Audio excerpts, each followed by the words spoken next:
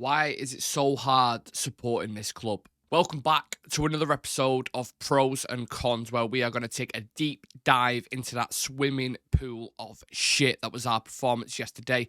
Having been sat in that glorious performance against Liverpool over 2 weeks ago, fans were eager to watch the lads get in action and push for that Champions League spot. Unfortunately, the team had other ideas and completely capitulated again. We got battered left, right and centre by a very organised, a very energetic and willing Brentford team. They hit the woodwork more times than a custom fitter at IKEA. They had 30 plus shots, more chances than Prince Andrew. Even after that, we nearly robbed it with a goal from Mason Mount in the 96th minute. And like Peter Schmeichel rightfully said, it would have been the most undeserved victory for Manchester United in Premier League history. So let's dive into the negatives. Half-arse pressing. The fullbacks don't commit to the press, which leaves gaps to be exploited. Marcus Rashford, I mean, I've seen more running in a care home. This boy just does not give a shit. Zero discipline or awareness from many others in the team. Garnacho looked absolutely knackered. I don't know if it was the thing with, like, where, because of Argentina and he's travelling and all this kind of stuff. Everyone looked knackered, though, which was bizarre because some of them didn't even go on an international break. It's just a little bit weird. The legs in midfield was a strange one. Bruno, again, looks burnt out, looks confused, doesn't really know what he's doing. McTominay just wanders, and his positional sense is awful. Like, when we get a turnover, when the opposite team, gets a turnover, he just doesn't seem to know where to go or where he is, or he's in, like, a complete, like, shadow realm. The only instruction he knows in his head is when to arrive late in the box. That's it. Apart from that, what he offers in terms of structure in the midfield is non-existent.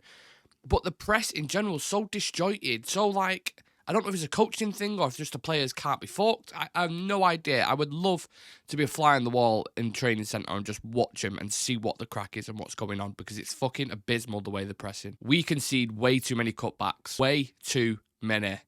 Arsenal, Brighton twice, Bayern Munich, Galatasaray, Copenhagen, Bournemouth, Nottingham Forest twice, and Brentford. They're the ones where I've looked back and saw that's how many cutbacks we've conceded.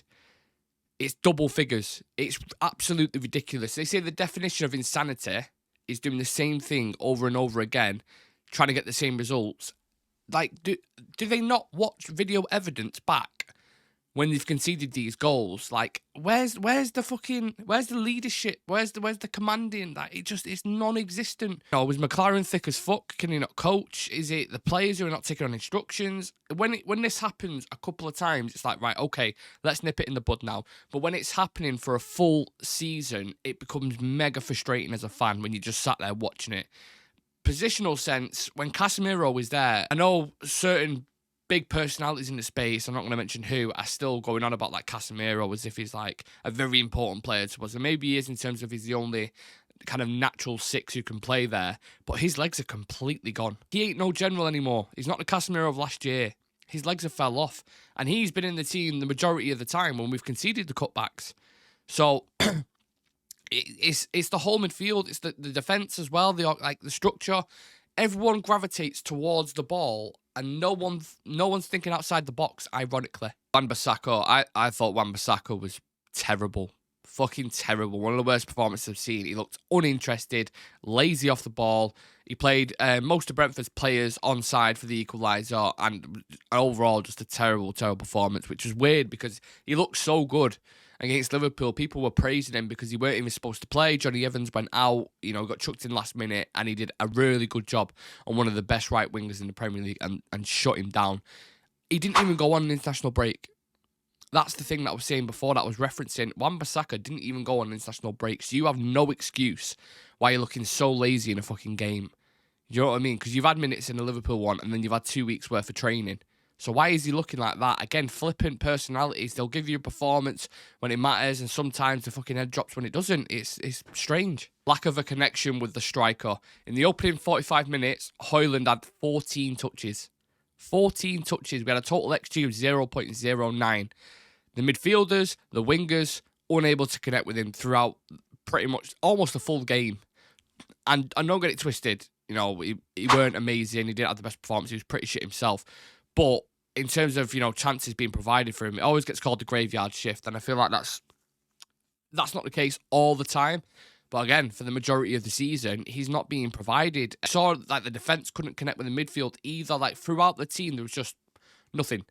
No cohesion, no connection. The second half, Højlund was provided with a chance that was well saved by Flecken, but that was his only significant chance throughout the full 90 minutes. Very, very disappointing for the Dane. Definitely no Champions League. We've dropped points again when both Villa and Spurs won. They managed to bring it back. Not Villa, Spurs against Luton. So it was mega, mega important that we got the 3 points away from home, especially in the run that we've got, because you're looking at the Brentford game and you're like, that's one of the ones where you expected us to get the dub. And then maybe Liverpool, you drop points or whatever. But we now drop points in a game where no one was expecting it. So it's just an absolute mountain to climb. A draw is not a point gained. It's 2 points dropped. On paper, this should have been an easy win for United. Brentford, by the way, are a team who have lost the last 14 of their 18 games since mid-December. 14 of their 18 games. And they played us off the park. United completely at fault for this. They were second best all night. And even though they scored in the final minutes of the game, there's not a chance they deserved anything out of that. It would have been the biggest robbery ever. Now get ready for some crazy stats. Let's go. Brentford had 85 touches in the Man United box, the most any team has managed in the Premier League in 5 years. We've faced 184 shots in our last 8 games. And Ten Hag got asked about this as well. Is it, are you concerned? He said, as long as we get results, no. We lost many second balls and then you have to defend the box.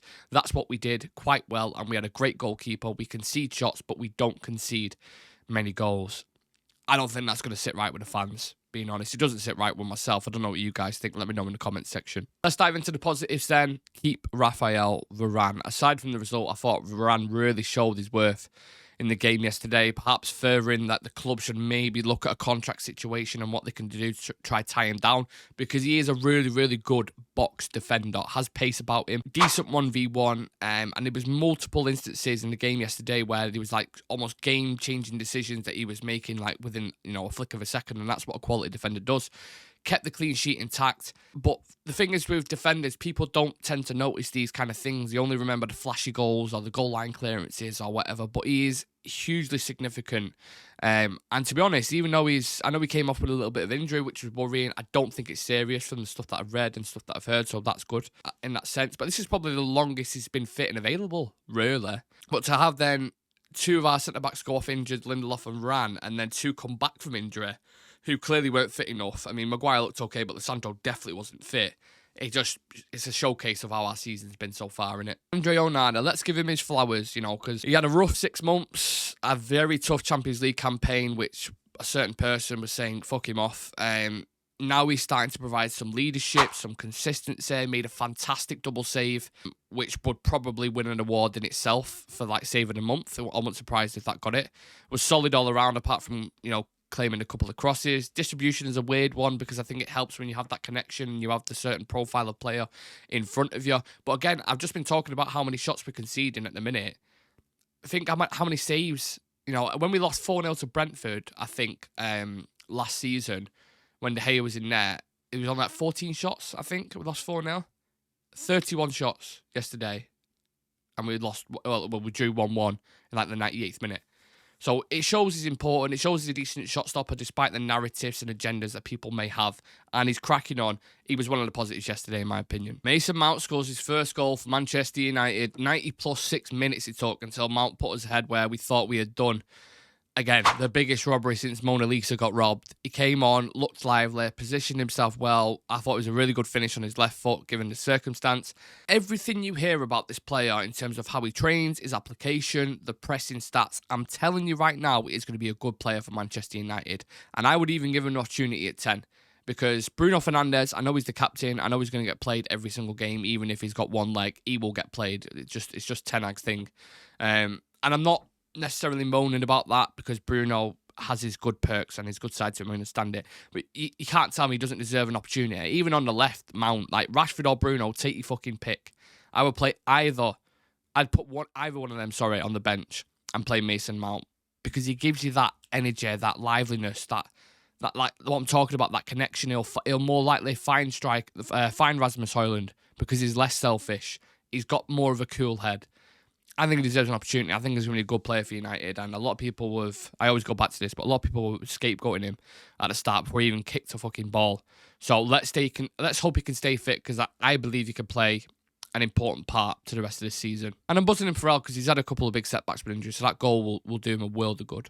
Conclusion, all in all, a very disappointing, frustrating result where, you know, we should have lost, but regardless, the Champions League is definitely gone now. FA Cup is our only hope. What happens to Ten Hag? I don't know. What happens to the fucking players? I don't know.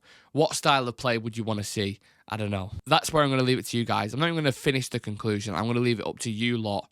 Sign me off with some words. I really want to hear your thoughts. So get them in the comments section. Let me know how you felt about that Brentford performance. Is it one step forward, two steps back with this club? Will Ten Hag still keep his job in the summer? What is going on? What's happening? What is this fucking club? No idea. Thank you everyone for tuning in to Pros and Cons. Appreciate every single one of you. I hope you have all had a lovely weekend despite that shit result last night. And let's see what happens in the title race. Let's watch our rivals fucking compete for a title while we're sat there drawing to the mighty Brentford. Fuck me. See you in the next one.